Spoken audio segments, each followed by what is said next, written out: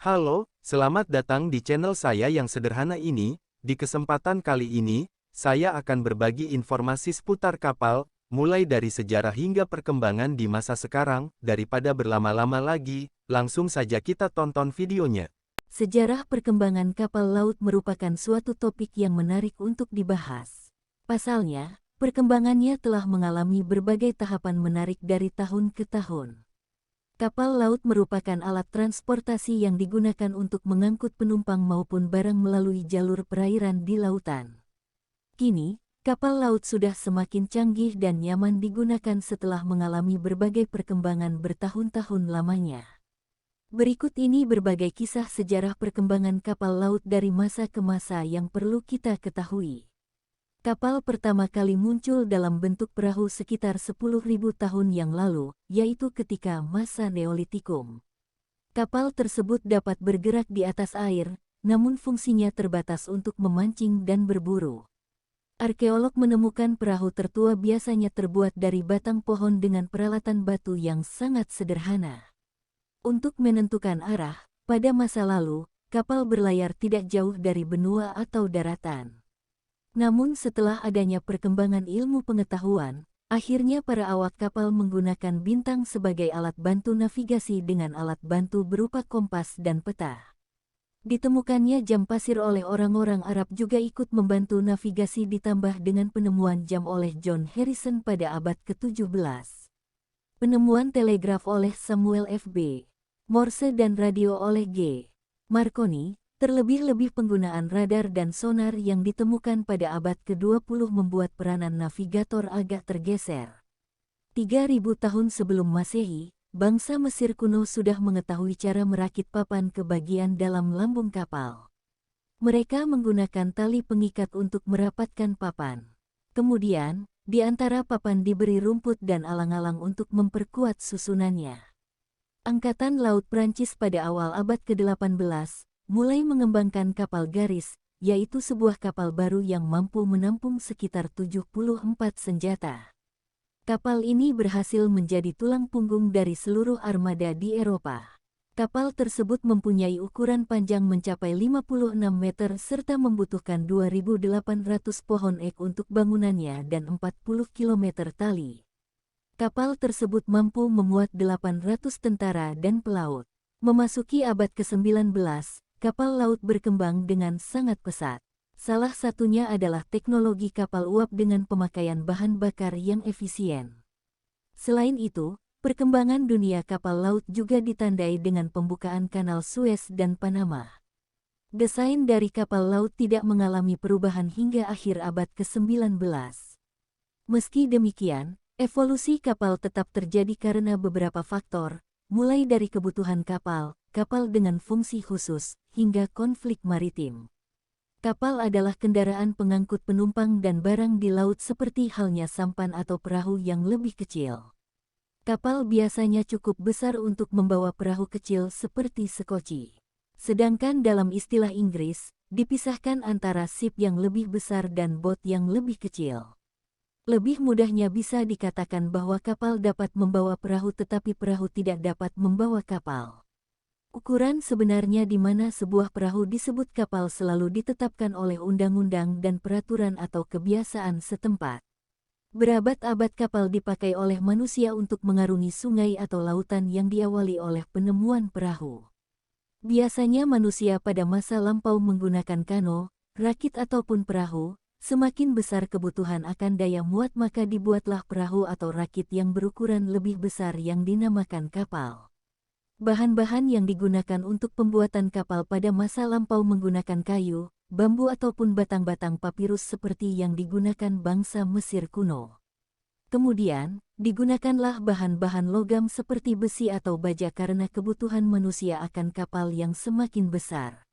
Untuk tenaga penggeraknya, manusia pada awalnya menggunakan dayung kemudian angin dengan bantuan layar, mesin uap yang muncul setelah terjadinya revolusi industri dan mesin diesel serta nuklir. Beberapa penelitian memunculkan kapal bermesin yang berjalan mengambang di atas air seperti hovercraft dan ekranoplan. Serta kapal yang digunakan di dasar lautan yakni kapal selam. Berabad-abad kapal digunakan untuk mengangkut penumpang dan barang sampai akhirnya pada awal abad ke-20 ditemukan pesawat terbang yang mampu mengangkut barang dan penumpang dalam waktu singkat, maka kapal pun mendapat saingan berat. Namun kapal masih memiliki keunggulan, yakni mampu mengangkut barang dengan tonase yang lebih besar, sehingga jenis kapal sekarang lebih banyak didominasi oleh kapal niaga dan tanker, sedangkan kapal penumpang banyak dialihkan menjadi kapal pesiar seperti Queen Elizabeth dan Awani Dream. Kata kapal di bahasa Indonesia dan Melayu berasal dari rumpun bahasa Dravida. Kata ini mulai muncul pada literatur Tamil abad ke-17. Pada literatur dari Nusantara sebelum abad ke-17, kata kapal selalu merujuk kepada kendaraan air buatan luar negeri, dalam hal ini, India. Kapal dulunya digunakan untuk merujuk pada kendaraan air dari pesisir Coromandel, pantai timur India, dari bahasa Telugu atau telinga, yang memiliki sistem layar persegi, sampai akhirnya benar-benar digantikan oleh kata kapal untuk merujuk kepada kendaraan air besar. Sejarah kapal sejalan dengan petualangan manusia. Perahu yang dikenal pertama kali dikenal pada masa Neolitikum, sekitar 10.000 tahun yang lalu. Kapal-kapal awal ini memiliki fungsi yang terbatas, yaitu mereka dapat bergerak di atas air, tetapi hanya sebatas itu saja. Kapal lebih sering digunakan untuk berburu dan memancing. Kano tertua yang ditemukan arkeolog banyak yang terbuat dari batang pohon coniferous, menggunakan peralatan batu sederhana. Sekitar 5.000 tahun lalu, orang yang tinggal dekat Kongens Lindby di Denmark menemukan lambung terpisah, yang memungkinkan untuk membuat ukuran perahu meningkat secara bertahap. Perahu segera berkembang menjadi perahu lunas yang mirip dengan kapal kerajinan kayu saat ini. Menjelang akhir abad ke-20, navigasi sangat dipermudah oleh GPS, yang memiliki ketelitian sangat tinggi dengan bantuan satelit. Selain dari itu, sistem komunikasi yang sangat modern juga menunjang navigasi dengan adanya beberapa macam peralatan seperti radar tipe Harpa memungkinkan para navigator mualim bisa melihat langsung keadaan kondisi laut. Radar Harpa ini adalah radar modern yang bisa mendeteksi langsung jarak antara kapal dengan kapal, kapal dengan daratan, kapal dengan daerah berbahaya, kecepatan kapal, kecepatan angin, dan mempunyai daya akurasi gambar yang jelas. Selain dari itu ada lagi sistem GMDSS, suatu sistem keselamatan pelayaran secara global. Kalau suatu kapal berada dalam kondisi berbahaya, sistem ini akan memancarkan berita bahaya yang berisi posisi kapal, nama kapal, jenis mara bahaya, tersebut secara otomatis, cepat, tepat, akurat. Untuk sistem komunikasi lainnya ada INMARSAT, suatu sistem pengiriman berita menggunakan email, telepon, telex, ataupun faksimile. Kecanggihan teknologi kapal saat ini membuat manusia penasaran, siapakah orang pertama yang menciptakan kapal laut? Jawabannya adalah Robert Fulton. Awalnya, Fulton membuat kapal dengan roda kayu pada tahun 1803. Kapal ini pun berjalan baik saat pertama kali dicoba di Perancis. Kapal uap yang dibuat oleh seorang berkebangsaan Amerika ini pertama berlayar di Sungai Hudson pada tahun 1807. Kapal yang berlayar saat itu merupakan kapal yang sudah mengalami penyempurnaan. Mesinnya pun dirancang menjadi lebih kuat dan efisien. Kapal dengan teknologi uap inilah yang menjadi awal lahirnya kapal modern sebenarnya. Selanjutnya, kapal laut terus dikembangkan oleh ahli teknik yang mulai naik daun setelah mengenalkan teknologi yang diciptakannya.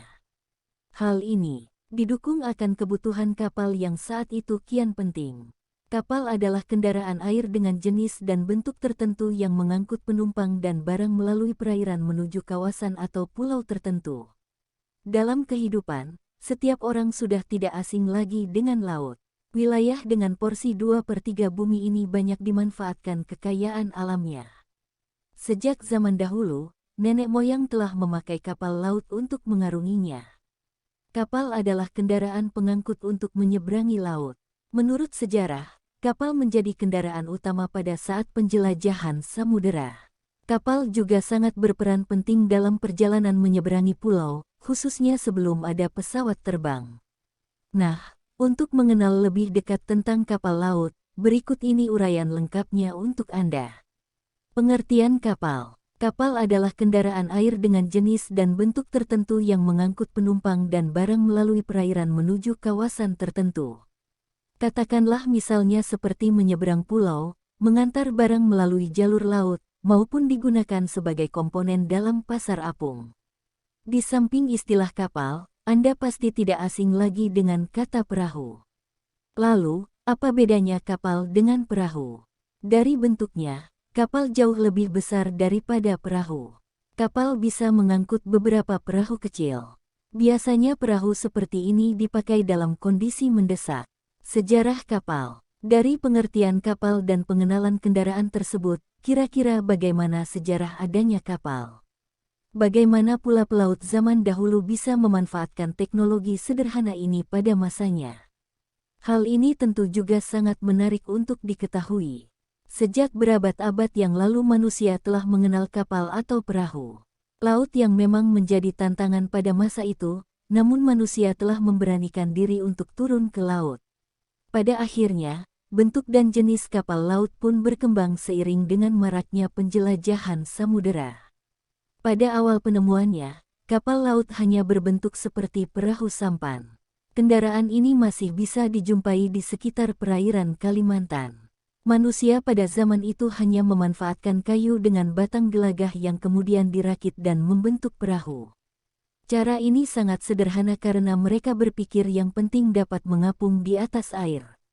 Akhirnya, cara ini berkembang dengan hasil rakitan perahu mereka terus disempurnakan.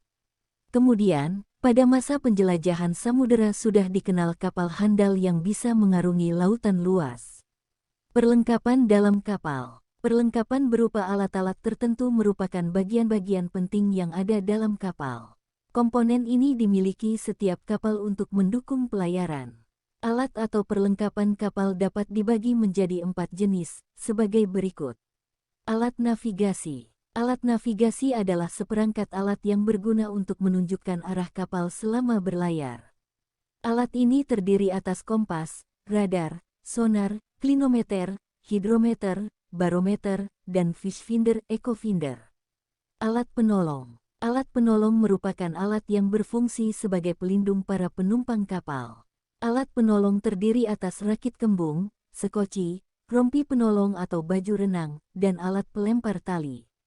Alat pemadam kebakaran. Alat pemadam kebakaran adalah alat yang berguna untuk menjamin keamanan kapal selama berlayar. Alat pemadam ini meliputi hidran, dry chemical, water pressure, selang pemadam, dan sebagainya. Perlengkapan umum lainnya. Perlengkapan lain yang dimaksud di sini diantaranya seperti alat berlabuh jangkar, sarana tambat labuh, dan sejumlah alat untuk memudahkan pengangkatan beban. Kapal pinisi adalah sebutan untuk kapal yang menggunakan sistem layar, tiang, dan tali, jenis pinisi atau pinisi. Namun, selama ini banyak terjadi miskonsepsi atau salah pengertian tentang pinisi. Banyak yang mengira bahwa pinisi adalah nama kapal. Pinisi sebenarnya merujuk pada sistem layar, tiang, dan layar dan segala konfigurasinya yang dipasangkan pada lambung kapal, bukan nama kapalnya. Beberapa contoh kapal yang menggunakan sistem pinisi adalah kapal Lambo, Lamba, dan Palari. Sistem pinisi yang unik dan diciptakan oleh suku Konjo dari Sulawesi, membuat gambar kapal yang menggunakan sistem ini pernah tercantum dalam mata uang Indonesia.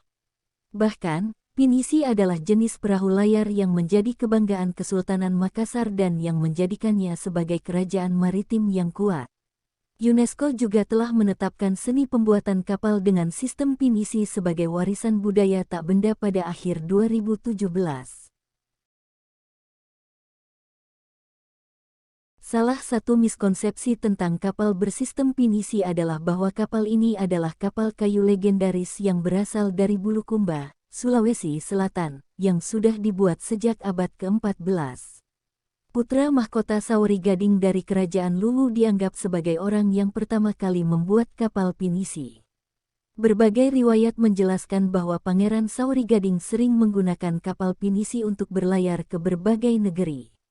Sebagian besar kapal pinisi dibuat oleh suku Bugis di Tanah Beru, Bulukumba, yang memang dikenal sebagai kampung para pembuat perahu.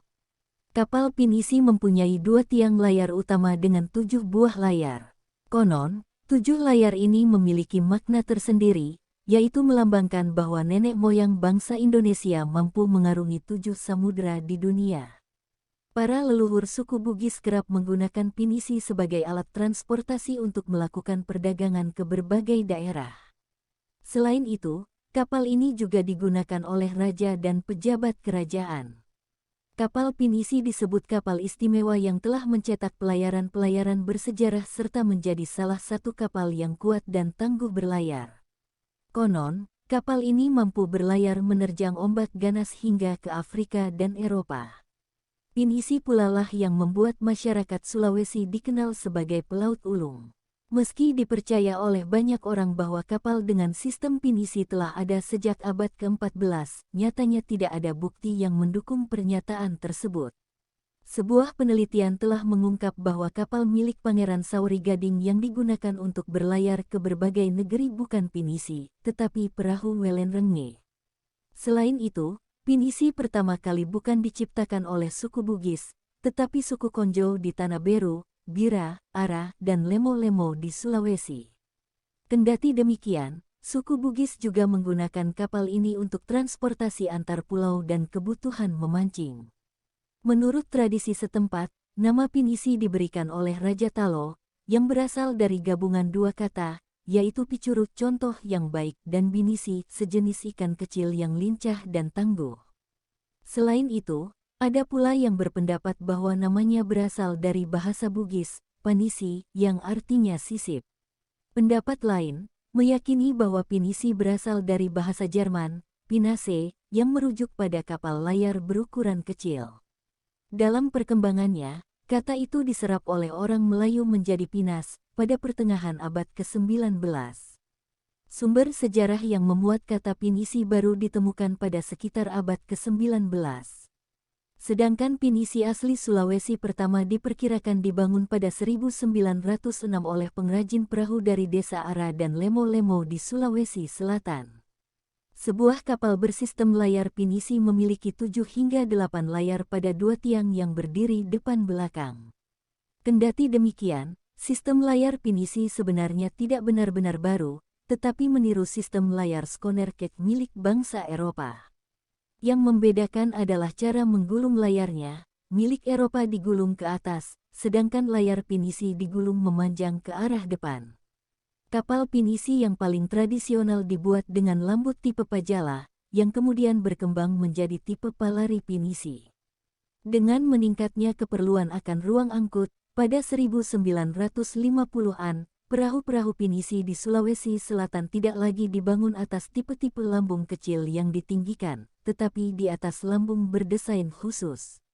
Setelah ekonomi Indonesia mulai bangkit pada akhir 1970-an, kapal pinisi mengalami masa jayanya. Lambung kapal Palari pinisi diganti dengan lambung tipe Lambo. Ada banyak sekali bukti yang menunjukkan bahwa kebudayaan maritim Nusantara telah berlangsung sangat lama. Hal ini seperti membuktikan lirik lagu yang cukup terkenal pada masa kanak-kanak, yaitu "Nenek Moyangku Seorang Pelaut".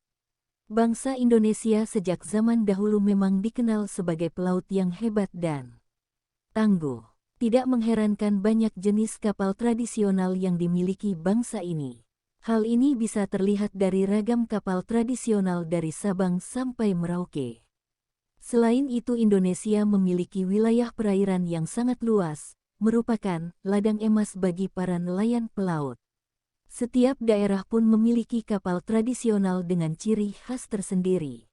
Namun kapal-kapal ini juga cukup tangguh saat harus berlayar ke samudera yang luas. Nah, berikut 5 kapal tradisional khas Indonesia.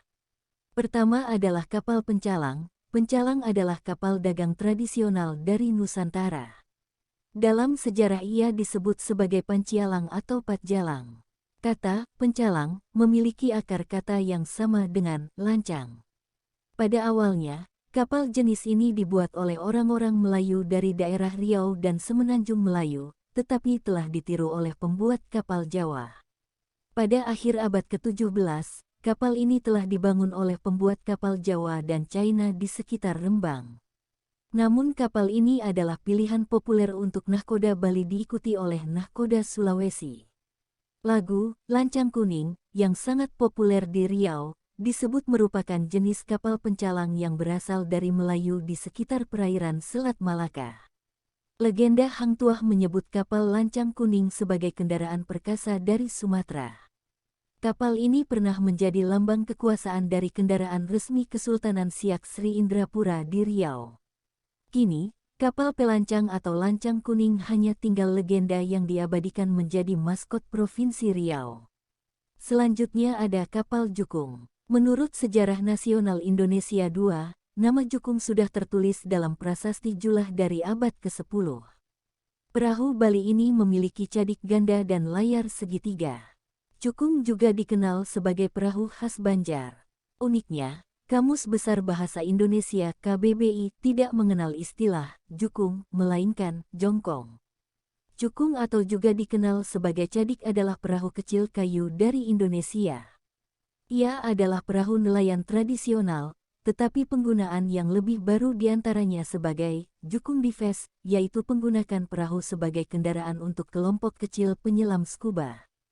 Sementara itu, orang Kalimantan sering menggunakannya untuk transportasi dalam kegiatan sehari-hari, seperti pergi ke kantor, ke sekolah, atau berbelanja di pasar terapung. Jukung terbuat dari sebuah batang pohon yang dimekarkan dan dipanaskan dengan asap selama 7 hari 7 malam.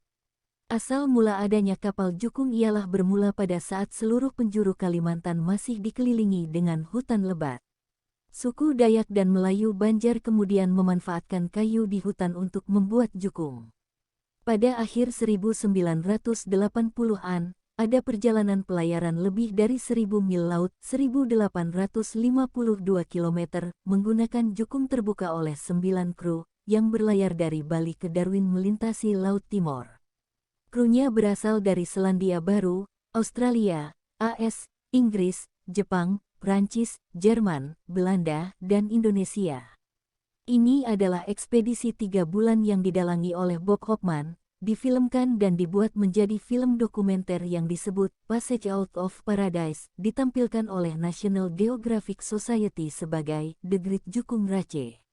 Selanjutnya ada kapal Sandek, lazim disebut Sandek. Perahu khas Mandar ini memiliki lambung ramping, cadik ganda, dan stempos penahan arus di muka yang mencuat hingga membuatnya mirip kapal Viking. Sandek memiliki panjang 5-16 meter. Perahu ini tersohor akan kecepatannya yang mencapai 40 km per jam, velositas yang dibutuhkan untuk mengejar tuna. Sandek memang identik dengan Mandar, salah satu suku di negeri ini yang mendiami Pulau Sulawesi bagian barat. Seperti suku lain yang tinggal di kawasan pesisir, kehidupan suku Mandar pun sangat lekat dengan kehidupan laut. Tak heran, jika masyarakat suku ini sangat piawai melakukan segala aktivitasnya yang berbau laut. Modelnya ramping, panjang 6-9 meter dan lebar 1,5-2 meter dengan bentuk haluan maupun buritan runcing. Haluan dan buritan disebut pacong, yakni pacong uluang untuk haluan dan pacong palaming untuk buritan. Dan, nama Sandek sendiri diambil dari bahasa Mandar, sande, yang berarti runcing. Kemunculan perdana perahu ini diperkirakan terjadi pada tahun 1930-an di Pambusuang, salah satu desa pelaut di Kecamatan Balanipa, sekarang. Hal mengagumkan lain dari Sandek adalah kecepatannya yang konon menjadi perahu tradisional yang tercepat di dunia. Beberapa tahun terakhir ini perahu Sandek juga dilombakan kecepatannya. Ajang yang paling bergengsi yang diadakan tiap tahunnya adalah Sandek Race. Tiap bulan Agustus, puluhan perahu Sandek beradu kecepatan untuk memperebutkan gengsi dan juga uang tentunya. Perlombaan dimulai dari Kabupaten Mamuju dan berakhir di Makassar. Lomba tersebut diadakan untuk memperingati Hari Kemerdekaan Negara Indonesia yang jatuh pada tiap tanggal 17 Agustus. Ajang ini sudah menjadi rutinitas tahunan oleh 2 provinsi yang bertetangga, yakni Sulawesi Barat dan Sulawesi Selatan, yang dianggap mampu mempertahankan pelestarian perahu sande, yang perlahan tergeser dengan keberadaan perahu motor modern yang semakin banyak digunakan.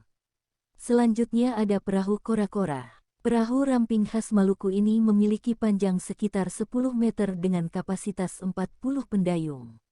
Pernah digunakan dalam perang, kora-kora kini lebih merupakan aset budaya yang rutin dipertontonkan dalam festival-festival akbar, seperti Festival Budaya Banda Neira atau Festival Kora-Kora di Ternate. Pada tahun 1985, perahu ini dijadikan nama sebuah wahana di Ancol. Kora-kora adalah sejenis perahu besar bercadik kembar berganda, bertiang tiga yang digerakkan dayung atau layar. Kata ini berasal dari bahasa Spanyol caraca yang berarti dua anak dari ikan toni, ikan terbang. Perahu kora-kora memiliki nilai historis tersendiri bagi masyarakat Ternate, Maluku, yang terkenal dengan keahliannya membuat perahu. Munculnya perahu kora-kora dimulai sejak zaman penjajahan Portugis di tahun 1200-an. Saat itu Portugis bermaksud menguasai kekayaan rempah-rempah yang ada di Maluku. Maka, dibuatlah perahu kora-kora besar sebagai armada perang di laut yang berbentuk mirip perahu naga Cina. Seperti yang pernah dilakukan oleh Babulah dari Kesultanan Ternate, kora-kora pada masa lalu tak hanya merajai di perairan Nusantara, melainkan mancanegara, salah satunya ke Mindanao, Filipina. Selain digunakan untuk memerangi Portugis, Spanyol, dan Belanda, perahu kora-kora juga dijadikan sebagai perahu komoditi yang digunakan untuk perdagangan antar pulau. Saat ini, perahu kora-kora digunakan untuk ritual dan kegiatan festival lomba adu dayung sebagai bagian atraksi wisata kepada wisatawan domestik ataupun internasional.